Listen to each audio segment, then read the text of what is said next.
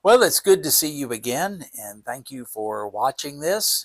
And may the Lord bless you as you learn and grow, and as you think about how to take the truths out of the scripture and apply them to your class, whatever age group you may teach, whatever their situation may be. And I also pray, too, that this might minister to your soul and feed you and strengthen you and bless you.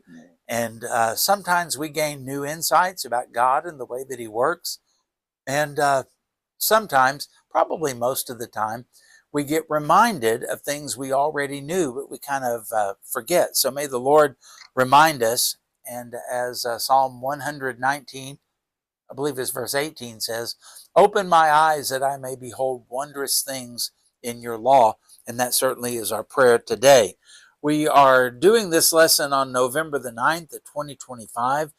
And we've entitled it, Humiliating the Enemy of Israel. Humiliating the enemy of Israel. Because God is doing some things here in this particular story that this wicked king that oppressed, I can say that, Israel harshly, he never saw this coming. General Sisera never saw this coming. In fact, you already know the story about this. If you would think about this general, how did he expect to die? Well, for one thing, he didn't. He thought he was always good enough to overcome, and he's going to die on this particular day, but he never saw that coming. And secondly, if it did maybe happen by chance, he expected to die in a blaze of glory, to die in a hero's death, and have statues put up and people singing songs about him like the Israelites sang about King David and that type of thing. But that's not going to happen. And you'll notice here that it's even referred to in Judges chapter 4, verses 4 through 10. And this is all happening because Israel is considered to be weak at this point.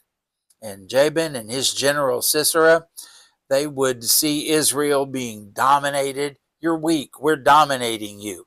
And by extension, they would say, and your God is weak as well because he can't deliver you. And they also were going to see they had a female as a judge. Now, this is not politically correct, but back in those days, they considered if you did not have any men, big, strong men, tough men, everybody wanted a champion in their army. If you think about David and Goliath and the Philistines and the Israelis there, it was not, hey, come fight us and see what we can do. It was, fight our man, fight our big guy. And doing that, then if your big guy can beat our big guy, then we'll serve you. Remember that? This is the way they fought. This is the way they thought back then.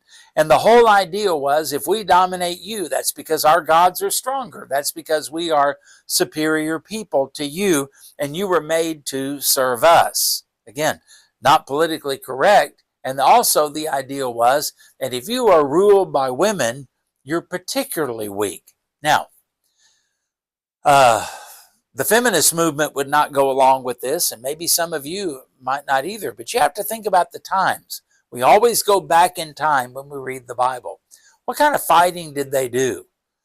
Well, women can certainly pilot aircraft now, and they can do different things of that nature that back in those days, though, what did you have to do? You had to carry a great big sword. You had to have armor on. You had to be able to be really, really strong. And so women were not well suited for hand-to-hand combat back in those days. And so the idea, if you're being led and dominated by a woman, well, the enemy would just simply laugh at all of that. And women typically didn't serve in the military or fight in combat in these days. And yet we find that is who the judge of Israel is, the leader of Israel on that type of thing. And they would look at that and say that's proof of their weakness. They're under bondage. They have a female for a leader, and their God is weak and he cannot save them, and our gods are superior. And that always leads to the pride of saying, and we are superior. That's why we dominate all of them. Okay? So again, it's not politically correct to say those kind of things, but this is the context of what we are looking at. So, however, we find that God used them to humiliate Jabin and to prove his dominance over all of the nations. So remember, they're polytheistic, and they have the idea, we have our group of gods, and if we have the right ones, we'll dominate you and enlarge our territory and kill your warriors and all that type of thing. And that means that yours are weak. They also believe that gods ruled and had dominion over certain races of people. And so if we're your conquerors, then our God has made our race superior and our nation superior. Our army is superior over you. Humanity always has a way of asserting itself and glorifying itself no matter what. It's always there. And that's what is happening here. So God says, I've had a belly full of this, and I'm going to do something, and I'm going to do the unthinkable in using Deborah in a great and powerful way. And it's not only Deborah, there's another woman who is going to be used as well to show the dominance of God. And it's as if God is saying, you want to see weakness? I'll show you weakness through my strength and through my power. So let's read in Judges chapter 4, verse 4, because you get the idea. Now Deborah, a prophetess, the wife of Lapidoth, was judging Israel at that time.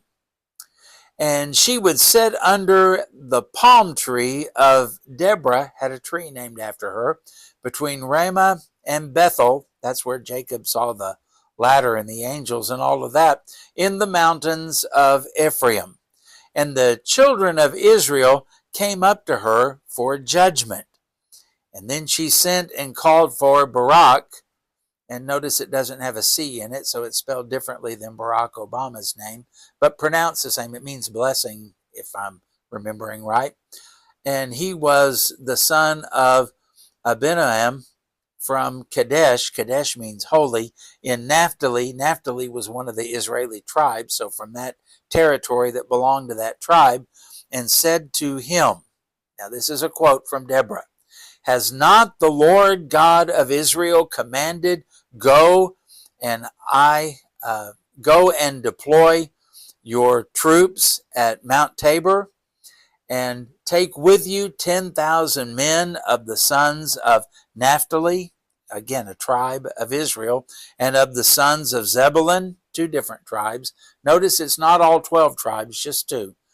And against you I will deploy Sisera. God says, I'm going to dispatch him to meet you, to meet up with you, so that you will fight him, the commander of Jabin's army, with his chariots, those iron chariots, remember, and his multitudes at the river Kishon, and I will deliver him into your hand. Okay, there's a prophecy, there's a command, and there's a promise in those things that Deborah is saying as she quotes from the Lord. And Barak said to her, if you will go with me, then I will go. But if you will not go with me, then I will not go. Well, that's not unquestioned obedience to God, is it?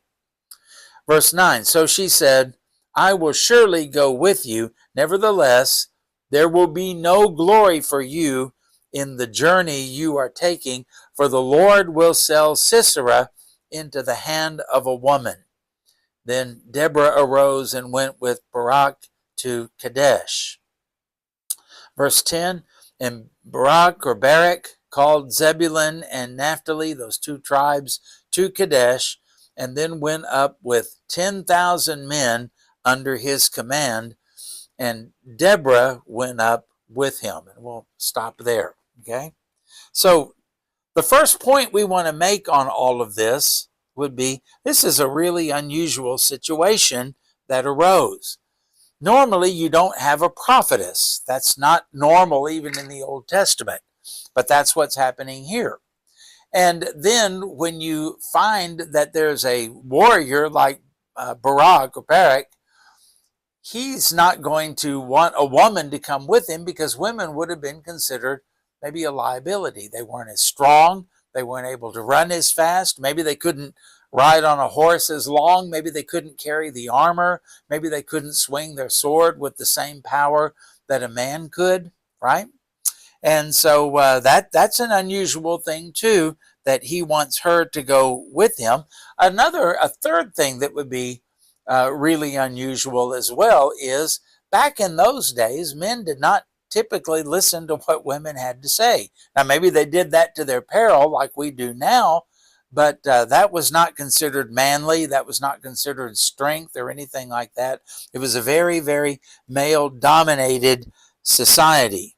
And so Deborah is the one that is judging Israel at the time, sitting under the tree, and the people would come to her and they would bring their questions.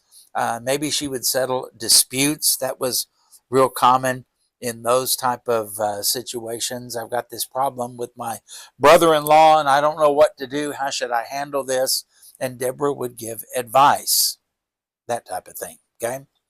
So this is all just a little bit weird from anything else that you read in the Bible, anything else that you find in the scripture, which brings the question to me, where were the men?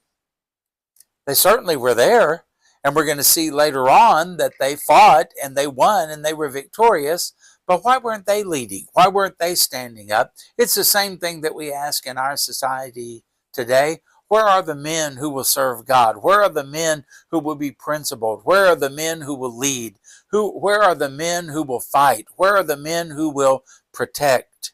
All of that. Well, we find that we've kind of wimped out, haven't we? And so that was happening in Israel too. They had a drought, I guess you could say, of manhood, of masculinity.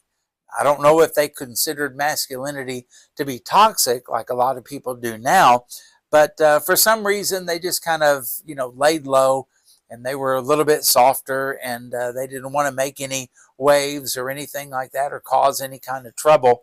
And so it's as if God was saying, well, if a man won't do it, then I'll raise up a woman to do it. And so this woman is kind of acting in the stead of a king. Now, they're not going to have a king for a while. Saul will be the first king, and Samuel, the last judge, will anoint him that. But these judges kind of functioned in sort of a monarchical way, right? Even though they weren't actually royalty or anything like that.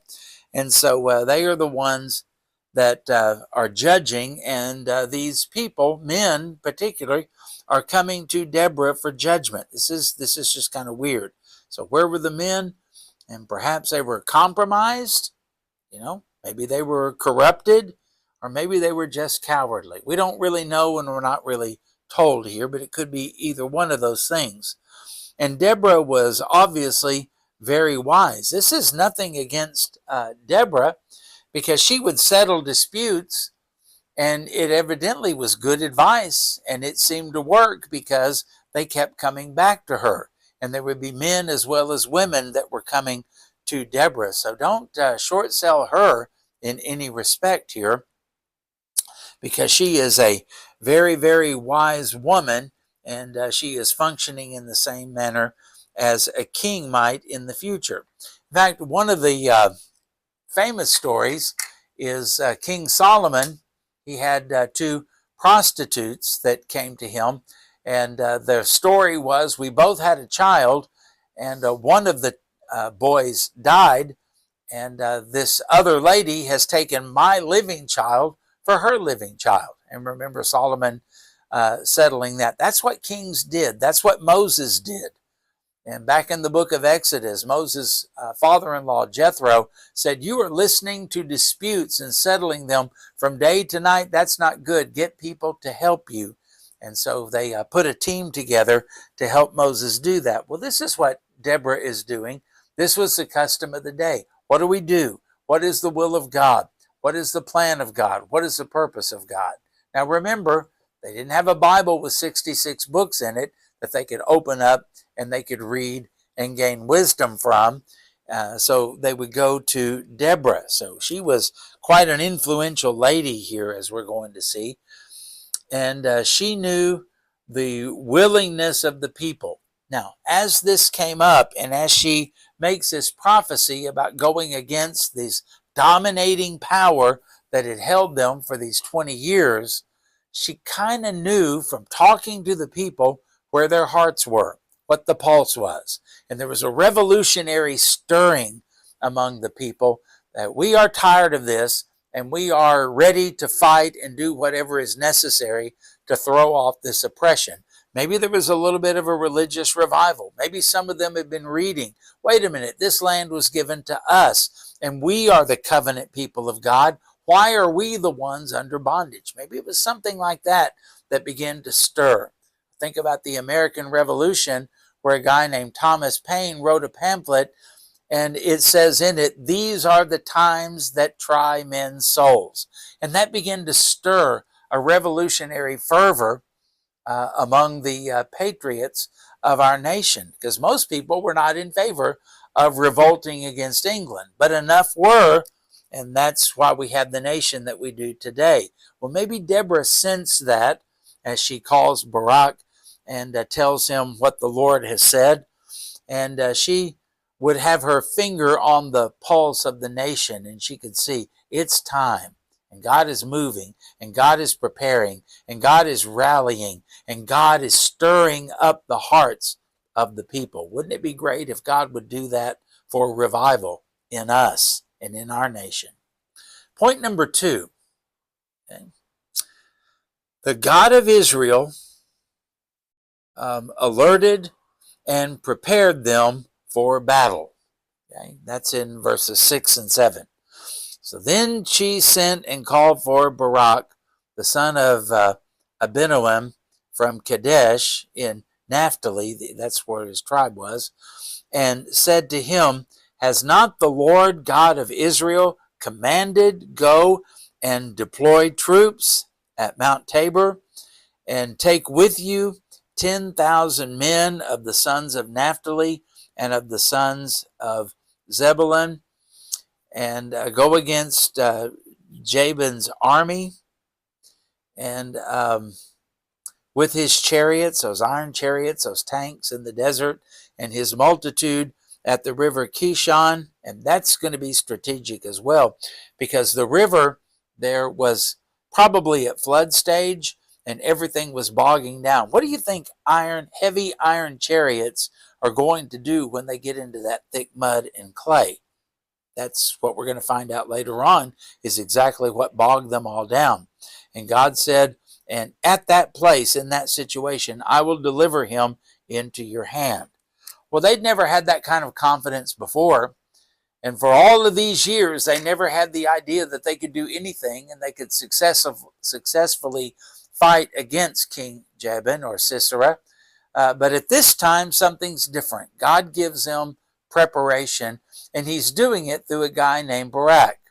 Now, when we think about Barak and Deborah, all that does is kind of portray, again, the idea of weakness. It was kind of a camouflage, maybe, because King Jabin would never expect Barak to be any kind of a leader or general of the armies of Israel, because as we notice in here, he seemed to be a little bit timid. He seemed to be lacking confidence. And Deborah, well, she's just a girl. What is she going to do if push comes to shove? We can defeat her, and there's no way she can take us. In other words, this was the perfect disguise. I remember in that song by America, "A Horse with No Name," it says, "The ocean is a desert with its life underground and the perfect disguise above." What does that mean?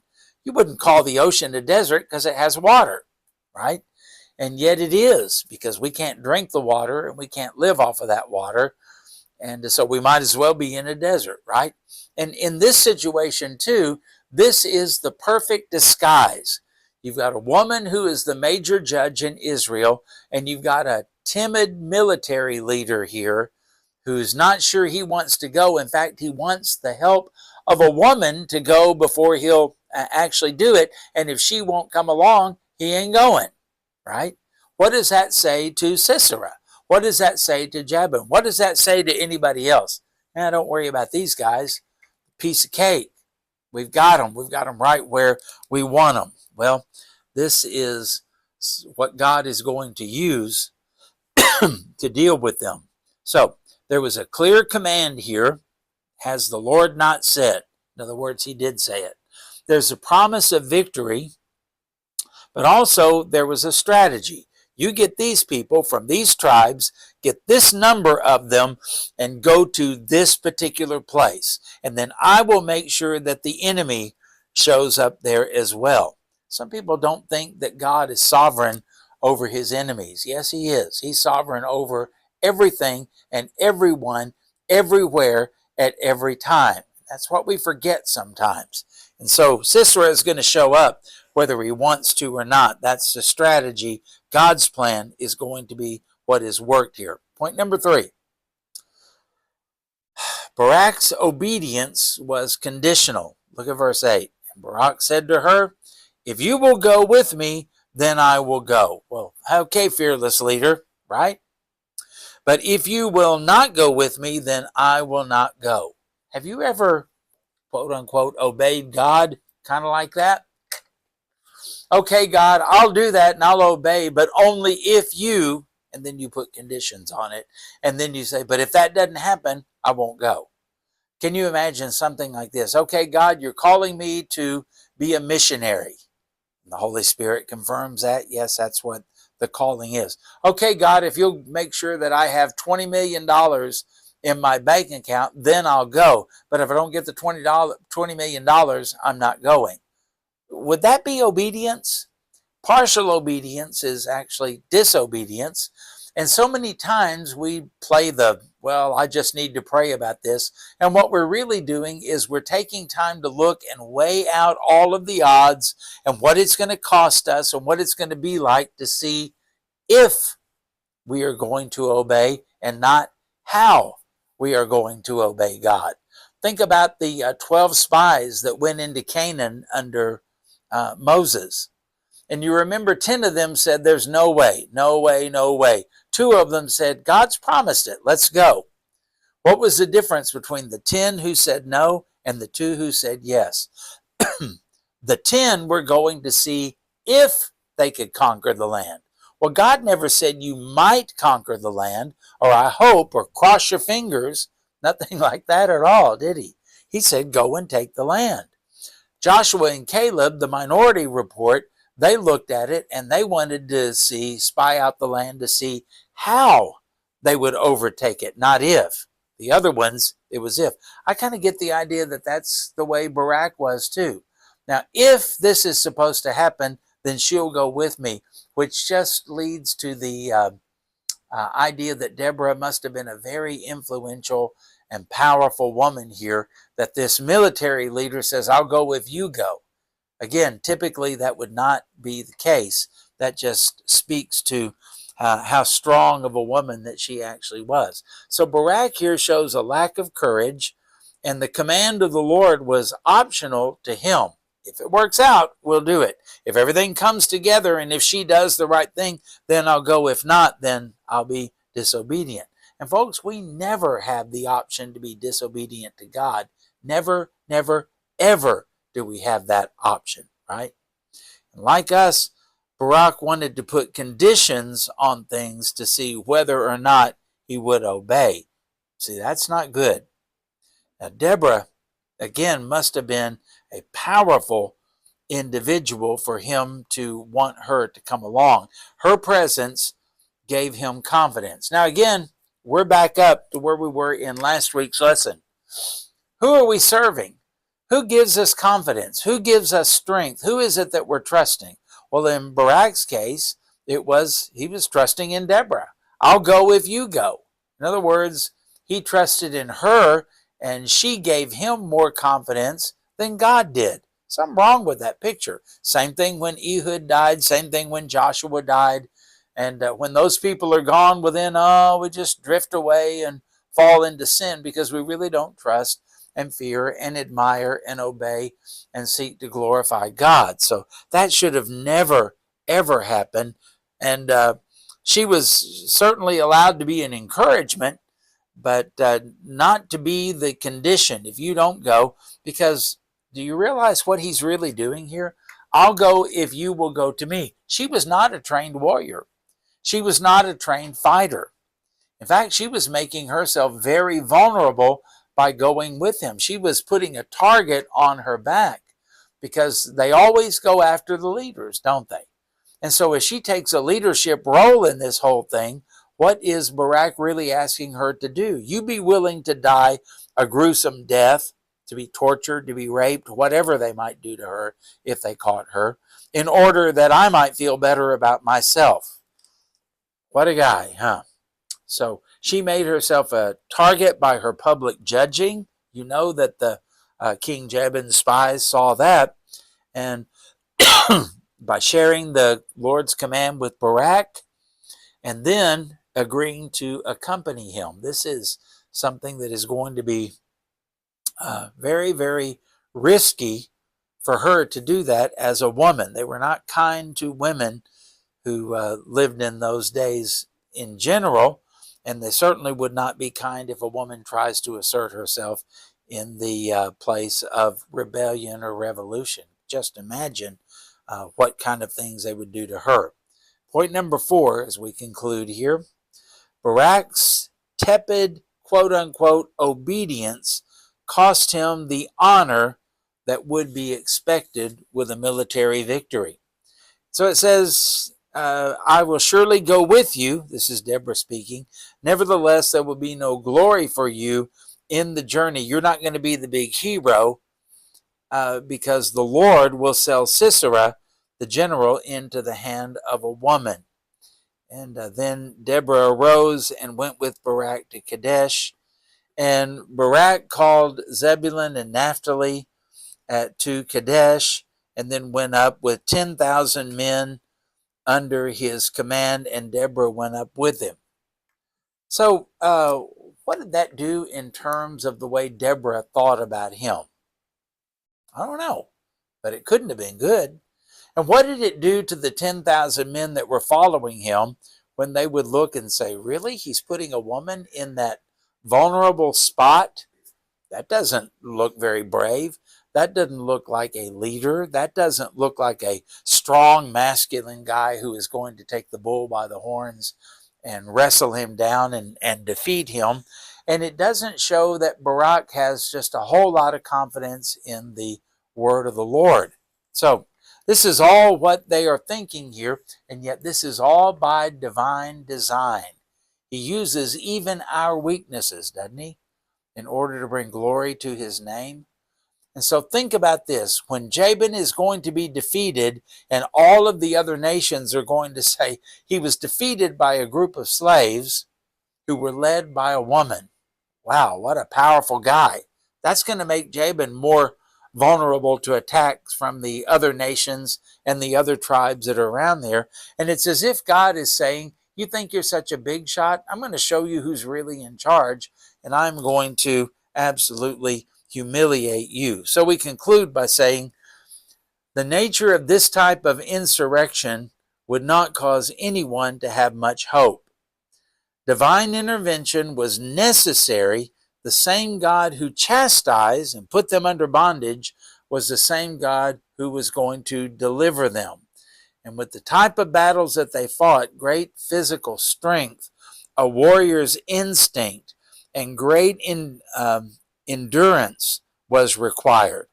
However, Jabin is about to see what God can do when he uses weakness, at least weakness as the world perceives it, and yet in God it's strength, and he uses it to accomplish his will. And the same is true today. I close with 1 Corinthians chapter 1, verse 27. Paul writes, but God has chosen the foolish things, and Jabin would have looked at Deborah and Barak and said, fools. That's the dumbest thing I've ever heard of. The foolish things of the world to put to shame the wise, and God has chosen the weak things of the world to put to shame the things which are mighty. So what is he saying here? God is at work, and God is doing some things to humiliate the enemy, his enemy. And that, of course, is what he does. And that's our lesson for this week. So if you're feeling weak, the Apostle Paul said, when I'm weak, then I'm strong. Why? Because weak people depend upon God. Strong people try to handle things themselves. Why does Paul emphasize all of that? Because when people are strong and they accomplish things, they get the credit. People say, boy, what a great guy, what a great person, what a great Christian, what a great preacher, what a great man of faith, all this kind of stuff that goes on. But when it happens to people we don't expect, we say, what? What a great God. And that's where we need to land every single time. So let's learn that and let's put that into application. So again, thank you for giving me your time, and thank you for the work that you do, and may the Lord bless each one of you, and we'll see you next week.